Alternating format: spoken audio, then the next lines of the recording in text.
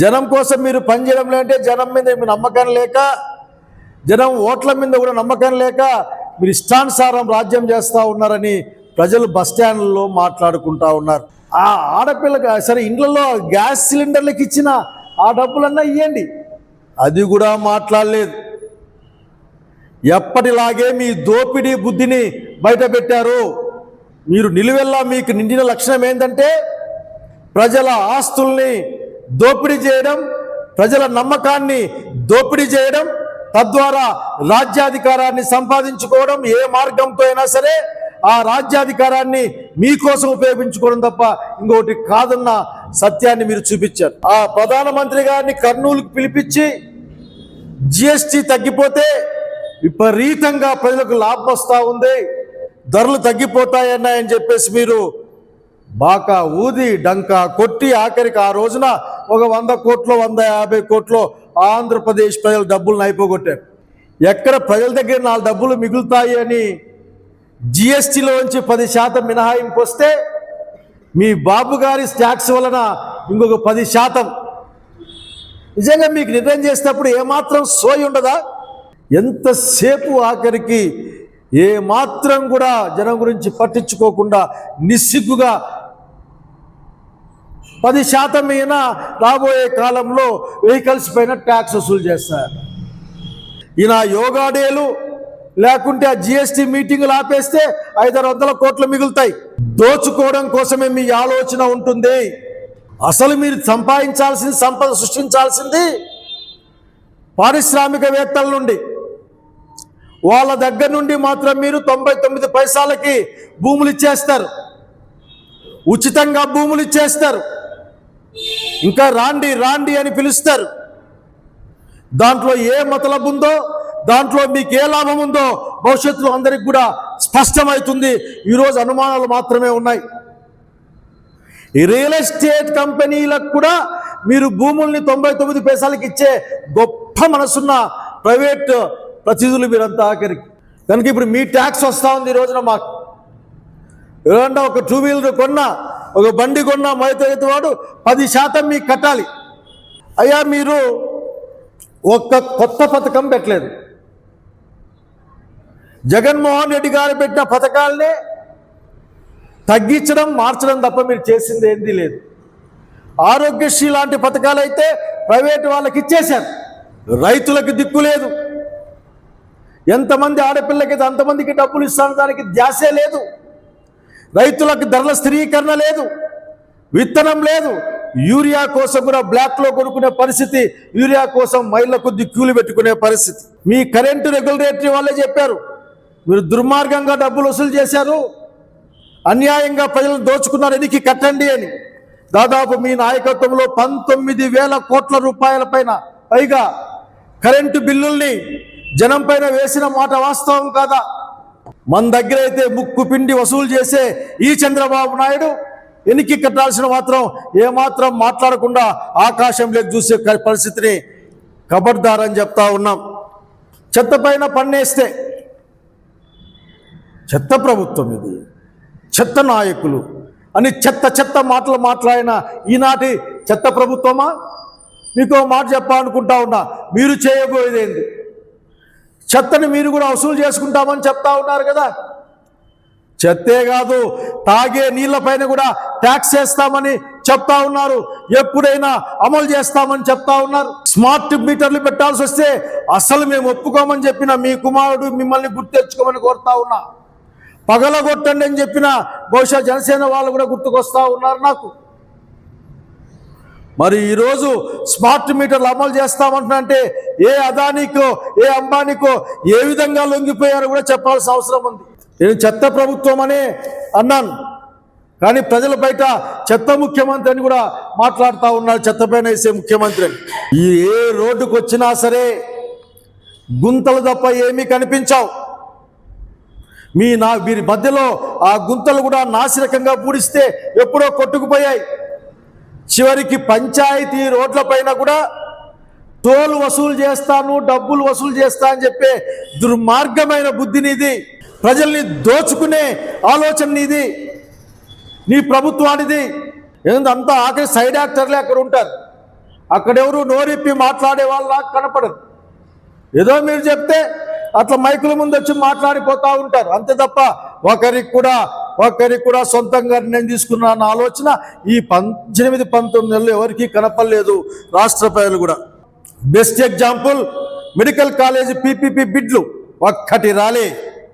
రాబోయే ప్రభుత్వం వైఎస్ఆర్సీపీది, కాబోయే ముఖ్యమంత్రి జగన్మోహన్ రెడ్డి కాబట్టి చెప్పిన మాట మీద నిలబడి ఖచ్చితంగా రేపొద్దున ప్రతి ఒక్కరిని కూడా చట్టం నిలబెడతా అని తెలిసిన తర్వాత ఒక్కరు ముందుకు రాకపోతే అబద్ధాల మీద బతికే మీ ప్రభుత్వం మీకు ఆ మాత్రం సిగ్గుచేటు కాదా?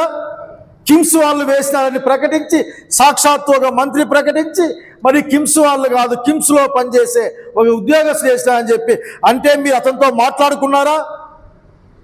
అంటే అతనికి అప్పగిద్దామనుకున్నారా? ఎందుకంటే నాకు ఈ స్కిల్ స్కామ్ గుర్తుకొస్తా ఉంది. ఆ అమరావతిలో నిర్బంధ అభివృద్ధి కార్యక్రమం ఏందో నాకు అర్థం కాదు. మొత్తం రాష్ట్రాన్ని దోచుకి నడిపెట్టే ప్రయత్నం. ఆడేమో ఎత్తిపోతలకు నీళ్లు 440 కోట్లు నీళ్లు ఎత్తిపోవడానికో నీళ్లు పెట్టుకోవడానికో మొన్ననే ఆయన నారాయణ గారు ప్రకటించారు 440 కోట్లు. ఆ 440 కోట్లు ఖర్చు పెడితే అసలు వెలుగోడు ప్రాజెక్టు పూర్తి అయిపోతుంది. అసలు ఉప్పు లవణం అన్నా అది ఉప్పే, లవణం అంటే కూడా ఉప్పే.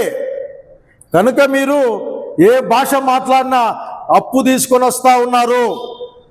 మీరు రియల్ ఎస్టేట్ వ్యాపారం చేస్తూ ఉన్నారు. అక్కడ భూములు ఇచ్చిన రైతుల్ని ముంచేస్తూ ఉన్నారు. కొండల్లో, కోనల్లో, లోయల్లో, చెరువుల్లో మీరు వాళ్ళకి ప్లాట్లు ఇస్తూ ఉన్నారు. డిమార్కేషన్ లేదు, ఏమీ లేదు. మీ దగ్గర నుంచి సమాధానం లేదు ఇంతవరకు. ఎవరికి భూములు ఇద్దాం, ఎవరికి అమ్మేద్దాం, ఎవరితో ఏం సంపాదించుకుందాం అనే మాట తప్ప ఏం కనపడడం లేదు ఇక్కడ. మళ్ళా పైగా మీకు 17,000 ఎకరాలు ఇంకో 30,000 ఎకరాలు కావాలని ఒప్పుకోకపోతే పీక్కుంటారట. ఆ పీలో ఏందో ఆ పీకుడు భాష నాకు ఇప్పటికి కూడా అర్థం కాదు. ఇప్పటికే మీరు దాదాపు 60,000 కోట్ల రూపాయల దాకా అప్పులు తెచ్చుకునే గ్యారంటీ తెచ్చుకున్నాక అనుమానంగా ఉంది. లెక్కలు చెప్తా ఉన్నాయి.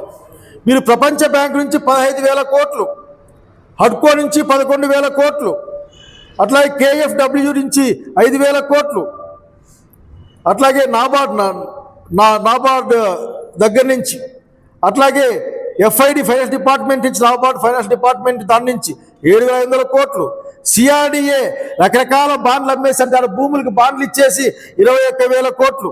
దీనికి అంతం లేదు, పొంతం లేదు. 1,00,000 కోట్లకి ప్రతి సంవత్సరం 8,000 కోట్ల రూపాయల వడ్డీ కట్టాలి. ఎవరి దగ్గర నుంచి కడతారు మీరు? మీ యొక్క అత్యాశకి, మీ యొక్క నిర్బంధ అమరావతి అభివృద్ధికి, మీ ఆవకాయకి మమ్మల్ని అందరినీ కూడా పావుల్లా వాడుకోవడాన్ని చూస్తూ సహించమన్న విషయాన్ని స్పష్టంగా చెప్తాను.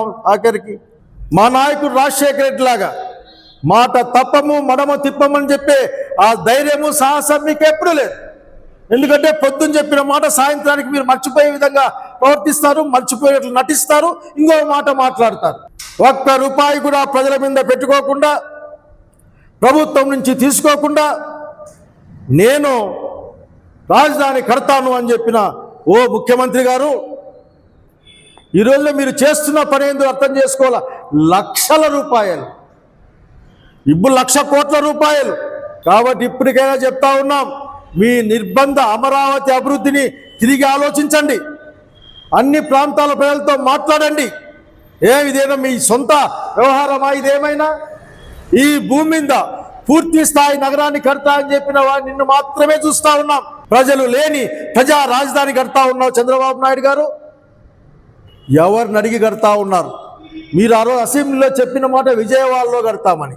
మీకు అమరావతిలో ఒక నిర్బంధ అభివృద్ధి, నీళ్లు తోడడానికి డబ్బులు, ఎత్తిపోతలకు డబ్బులు, ఆ వరల్డ్ బ్యాంక్ నుంచి ఇక్కడ నీళ్ళు ఎక్కువ వస్తాయి, మీరు డ్యామ్ కట్టుకుంటే డ్యామ్కు డబ్బులు.